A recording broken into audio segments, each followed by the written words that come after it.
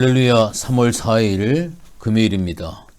오늘 본문은 레위기 4장 1절서부터 21절까지의 말씀입니다. 5대 제사 가운데 이제 네 번째 제사인 속죄제에 대해서 말씀을 드리려고 합니다.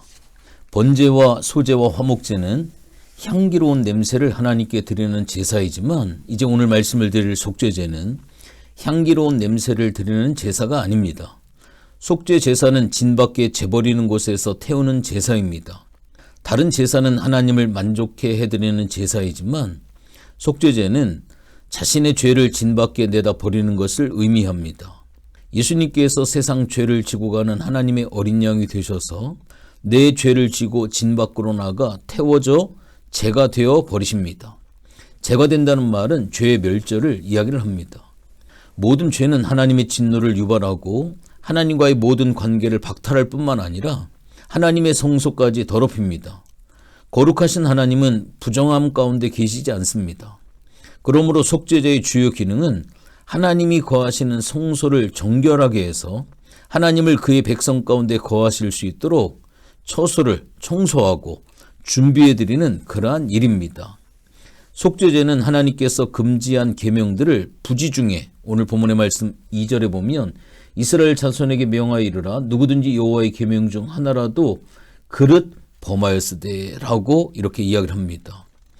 성경에 부지중이라고 하는 말은 빠져 있습니다만 부지중에 죄를 지었을 때 증인으로서 진술을 회피하거나 함부로 맹세한 죄를 범했을 때 부지중에 짐승이나 사람의 부정을 입은 죄 등을 용서받기 위해 드려지는 그러한 제사라고 볼 수가 있습니다.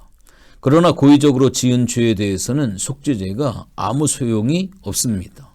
속죄제의 예물은 드린 자의 신분에 따라 구별이 되어집니다. 제사장 같은 경우에는 흠없는 수송아지를 제물로 드려야 했습니다. 오늘 본문 3절부터 12절까지 자세히 나와 있는데 이는 회중 전체가 죄를 범했을 때 드리는 속죄 제물과 같은 것으로 드려진 제물은 모두 태워버려야 했습니다. 또한 회중이 범한 죄에 대해서는 제사장이 범한 죄와 마찬가지로 흠없는 수송아지를 속죄 제물로 드려야 했는데 이때 이스라엘 회중을 대표해서 백성들의 장로들이 제물에 안수하는 의식을 집행을 합니다. 이는 이스라엘 전체의 죄를 희생 제물에 전가시키는 그러한 행위입니다. 오늘 본문 말씀 13절서부터 21절까지 나와 있는 말씀입니다.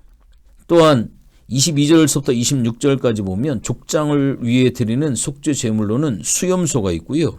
내일 말씀드리겠습니다만 27절서부터 35절까지 보면 평민이 죄를 범했을 때 드리는 제물은 암염소 그리고 어린 양이었습니다. 하지만 형편이 어려워 어린 양이나 암염소를 드릴 만한 능력이 없는 가난한 사람은 산비둘기 둘이나 집비둘기 새끼 둘을 가져와 하나는 속죄 제물로 하나는 번제물로 삼았습니다. 이마저도 드릴 형편이 안 되는 극빈자의 경우에는 고운 에바 10분의 1, 약 2.2리터를 제물로 드릴 수 있었습니다.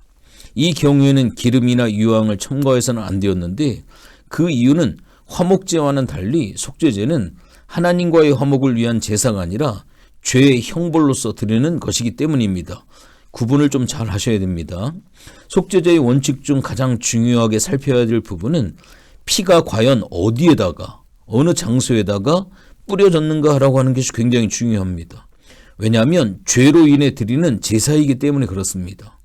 속죄를 위한 피는 죄로 인해 문제가 된 부분의 문제를 해결하기 때문입니다. 이 속죄제의 피 뿌림은 4단계로 되어져 있는데 오늘 5절과 6절, 16절과 17절의 말씀을 보니까 제사장이나 온 백성의 죄를 속할 때에만 피를 뿌렸던 곳이 어디냐면 휘장에다가 7번을 뿌렸습니다.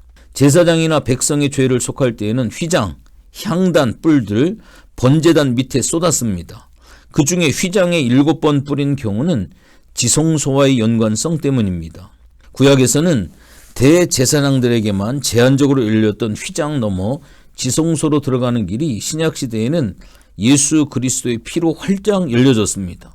그리스도의 피가 우리를 왕같은 제사장으로 세워 지성소 안에 들어갈 자격을 얻게 하셨습니다.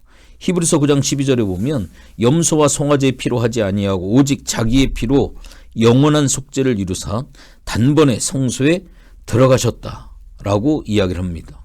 예수의 피의 혜택을 입고 사는 사람들에게는 지성소가 열리게 되어 있습니다. 즉 철저한 회개 기도는 지성소를 열게 합니다. 말씀이 깨달아지고 성령의 인도를 받습니다. 영광의 임재를 느끼고 하나님의 언약궤를 가슴에 품고 살아갑니다. 그것은 휘장이 열렸기 때문입니다. 죄인인 인간이 하나님께 나아가기 위해서는 반드시 휘장을 넘어 지성소로 들어가야 합니다. 신약의 특징인 왕같은 제사장으로서 나라와 제사장들로 세워주는 지성소를 여는 휘장의 핏부림이 있어야 합니다. 예수님의 피는 우리를 제사장으로 세웁니다. 두 번째로 어디에다가 피를 발랐냐면 오늘 본문 7절과 18절의 말씀에 보면 금향단에 뿔에 피를 발랐습니다. 향은 우리가 잘 아는 것처럼 기도를 의미합니다. 죄는 기도를 막습니다. 예수 그리스도의 보혈을 믿고 의지하면 기도하고 싶어집니다. 기도하면 하나님과 교통이 있습니다. 응답이 있습니다. 확신이 생깁니다. 향단에는 특별히 24시간 향을 피웠습니다.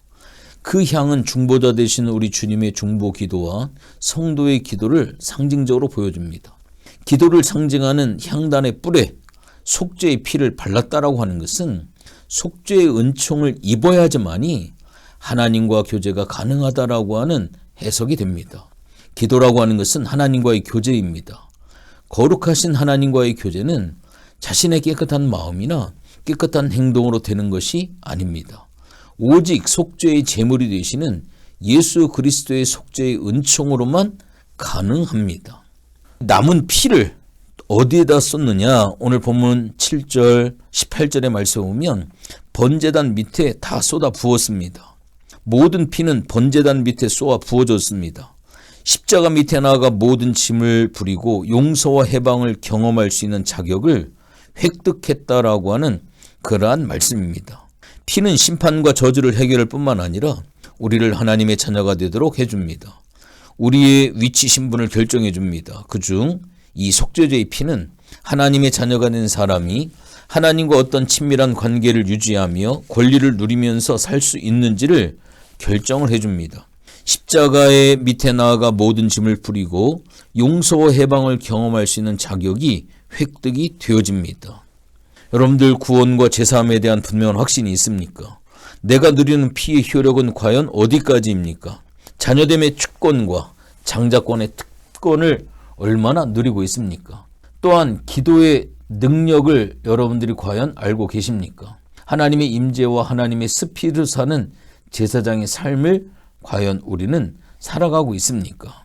오늘 특별히 속죄제의 일부분에 대해서 오늘 말씀드리고 내일 모레 3일에 걸쳐서 속죄제에 대한 그러한 부분들을 좀 말씀을 드리려고 하는데 하나님께서 우리에게 허락하신 이 귀한 제사 또한 하나님의 보좌 앞에 나아갈 수 있는 이 귀한 은혜와 특권을 하나님께서 우리에게 허락해 주시는데 오늘도 주님의 십자가의 보혈을 통하여서 날마다 주님 앞에 나아갈 수 있는 주님과의 관계가 해결이 되어지고 열려지는 이 속죄제의 제물로 하나님 앞에 드려지는 복된 삶이 꼭 되어지시기를 주님의 이름으로 부탁을 드리겠습니다. 하나님 고맙고 감사를 드립니다. 하나님 우리가 하나님 앞에 범했던 그러한 수많은 죄악들 하나님과의 관계를 단절을 시키고 하나님 앞에 나아가지 못하게 만들어버리는 우리의 죄악된 모습들 이러한 모든 것들을 해결하기 위하여 속죄제를 하나님 앞에 드립니다. 예수 그리스도께서 오늘날 이 시대에 우리의 죄를 위해 십자가의 보혈의 피를 흘림으로 말미암아 지성소가 열려지고 하나님의 은혜를 깨닫게 되어지고 주님의 은혜의 보좌 앞에 담대히 나갈 수 있는 축복을 하나님께서 허락해 주셨습니다. 하나님 오늘도 하나님께서 부여해 주신 이 왕같은 제사장으로서의 하나님 귀한 사명을 가지고 하나님 앞에 나아가는 복된 삶이 되어줄 수 있도록 도와주시옵소서. 감사를 드리며 예수님의 이름으로 기도했습니다. 아멘.